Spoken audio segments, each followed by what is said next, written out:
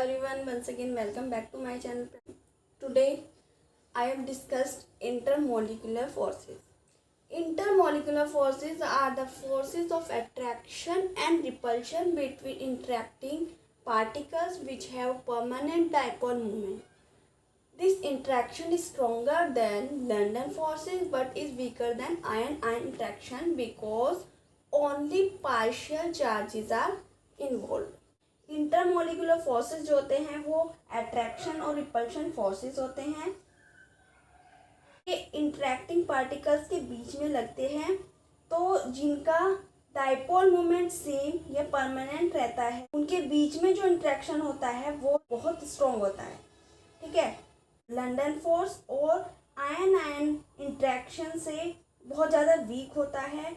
क्यों होता है? जो आयन आयन इंटरेक्शन होता है उसमें पार्शियल चार्जेस इन्वॉल्व रहते हैं। स्ट्रॉन्ग फोर्सेस कौन से होते हैं? स्ट्रॉन्ग और वीक कौन से होते हैं? स्ट्रॉन्ग होते हैं जैसे इलेक्ट्रोस्टैटिक फोर्स, कोलम्बिक फोर्स और बॉन्ड, जिनकी बॉन्ड एनर्जी स्ट्रॉन्ग होती है वो क्या होते हैं? स्ट्रॉन्ग बॉन्ड्स होते हैं।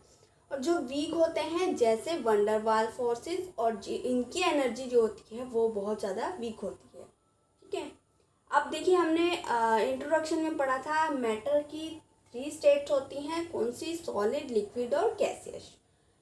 Van der Waals forces, types of van der Waals forces, तो इसमें फर्स्ट है डिस्पर्जन फोर्सेस और लंदन फोर्स।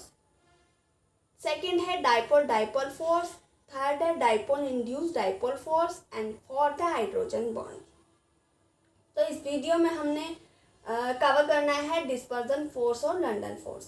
डिस्पर्जन फोर्स और London force, atoms and non-polar molecules are electrically symmetrical and have no dipole moment because the electronic charge cloud is symmetrically disturbed instantaneously or temporary dipole is developed. This is known as London forces.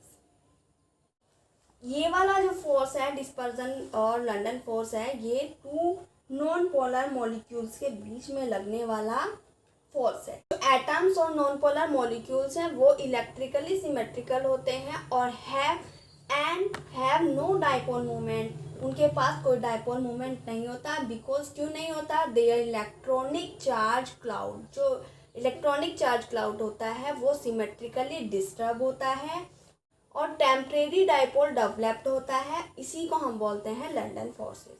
ये atom है ए, atom B है। ठीक है, तो symmetrically distribution में charge cloud, जो 2 molecules हैं वे आपस में आएंगे तो एक अपना इलेक्ट्रॉन क्लाउड दूसरे की तरफ शिफ्ट कर देगा और जो डाइपोल जनरेट हो जाएगा उनके बीच में फोर्स ऑफ अट्रैक्शन, एक फोर्स ऑफ अट्रैक्शन काम करने लगेगा। ठीक है, तो क्या है? न्यूक्लियस से इलेक्ट्रॉन्स हैं, तो ये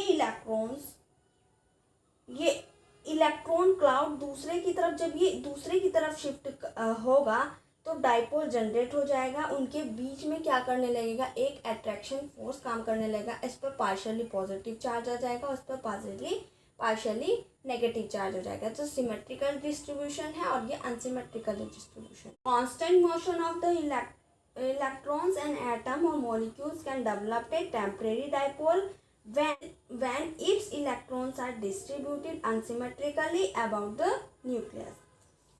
और जो interaction energy is directly proportional to the 1/r की पावर 6। ठीक है, तो r is equals to, r क्या है? Distance between 2 particles. 2 पार्टिकल्स के बीच में डिस्टेंस है r।